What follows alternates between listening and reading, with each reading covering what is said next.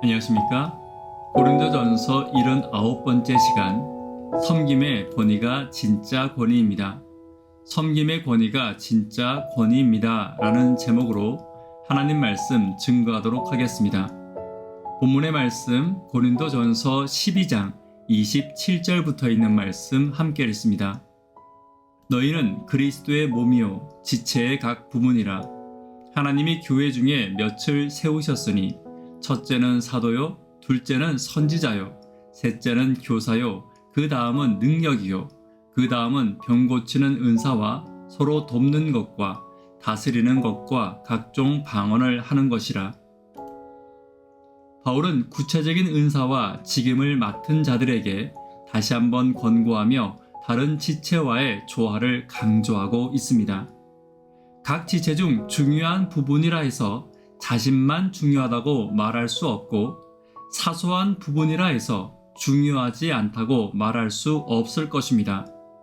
또한 바울은 나름대로 교회 안에서의 은사를 정리하며 모든 은사를 언급하지는 않지만 내가 가진 은사의 중요성만을 주장하는 자들을 향하여 바울은 서로의 은사들이 균형을 가져야 함을 말하고 있습니다. 오늘은 바울이 정리하는 은사들을 살펴보며 서로 다른 은사들의 중요성과 특징들을 살피며 서로가 가진 은사를 위해 기도하는 시간이 되기를 간절히 바랍니다. 첫 번째는 사도된 은사가 있습니다. 28절입니다. 하나님이 교회 중에 몇을 세우셨으니 첫째는 사도요. 사도에 해당하는 헬라어는 아포스톨로스로 보내다 라는 뜻을 가진 헬라어 아포스텔로에서 온 단어입니다. 사도는 초대교회 당시에 매우 중요한 직분으로 여겨졌습니다. 예수 그리스도로부터 이 직분에 대한 직접적인 명령을 받았으며 반드시 절차와 확인을 받은 후에 이 직분은 확정되었습니다. 정리하자면 이렇습니다. 첫 번째는 하나님의 부르심이 있었으며 두 번째는 교회에서의 구별됨이 있었습니다. 세 번째는 전체 교회의 인정함을 받았으며 비로소 네 번째 사도의 표를 확정받았습니다. 그만큼 사도의 직분은 함부로 구별되지 않았으며 내가 지금 봉사하는 교회뿐만 아니라 전체 교회의 인정함을 전제로 했기 때문에 권위를 인정하고 지도를 존중하는 태도를 교회는 가지고 있었던 것입니다. 그러므로 사도의 직분은 교회를 이단으로부터 보호하고 교회와 성도를 보호하는 특별한 직분이었습니다. 지금도 교회는 사도의 직분을 위해 기도해야 합니다. 그리고 사도의 직분을 가진 자들의 권위를 존중하고 그들을 통해 전달되는 하나님의 뜻에 귀를 기울이는 저와 여러분 되기를 간절히 바랍니다. 두 번째는 선지자적 사명이 있습니다. 28절입니다. 둘째는 선지자요, 셋째는 교사요, 그 다음은 능력이요, 그 다음은 병 고치는 은사와 서로 돕는 것과 다스리는 것과 각종 방언을 하는 것이라. 두 번째, 선지자적 은사란 성경의 예언적 사명과 거의 흡사한 은사입니다. 바울은 이 은사를 교회에서 가장 중요한 은사 중 하나로 보았고 교회를 신앙의 기초 위에 세우며 하나님의 영감된 말씀을 성도들에게 잘 풀어 전달하는 역할을 하였습니다. 그러나 이 은사에는 반드시 주의할 것이 있었습니다. 예수님 당시의 바리새인들은 이 은사에만 집착하고 있었습니다. 가르치는 것과 설교하는 것에 집착하고 잘못을 드러내고 문제점을 퍼뜨리고 지적하기를 위해 이 직분을 사용하였습니다.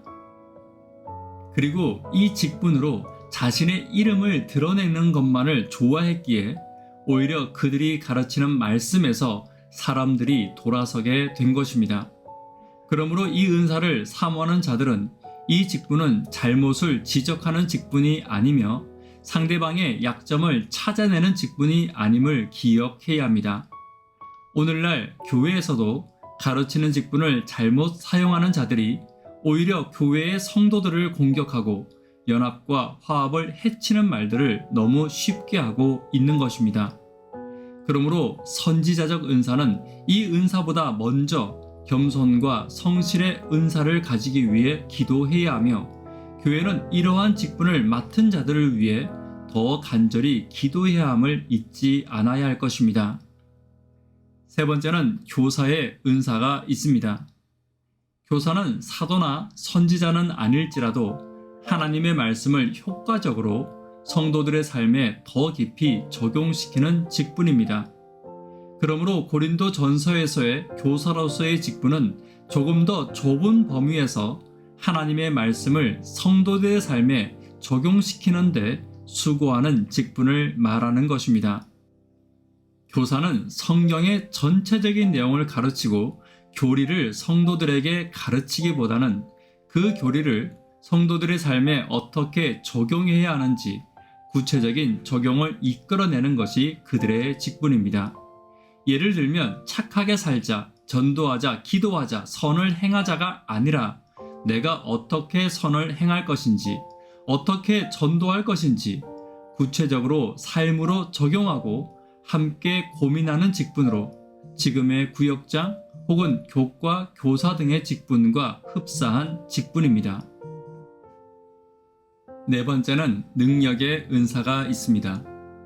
능력과 병 고치는 은사와 서로 돕는 은사는 유사한 은사입니다.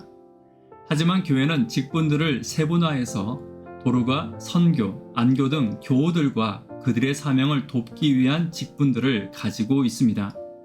그러므로 교회에서 계속 직분을 구분하고 일들을 구분해 나가는 것은 옳지 않습니다. 상호 간의 협조와 협력과 도움은 교회의 모든 은사보다 더 큰 은사입니다. 특별히 사역을 구분하기 위해 자신의 일을 축소하고 다른 사역을 외면하거나 내가 할 수 있는 사역에서 돌아서는 것은 결코 하나님이 원하시는 성도의 모습이 아닐 것입니다. 오늘 우리의 교회가 더 겸손하게 그리고 더 섬김으로 나아가는 교회가 되기를 간절히 바랍니다. 다섯 번째는 다스리는 은사가 있습니다.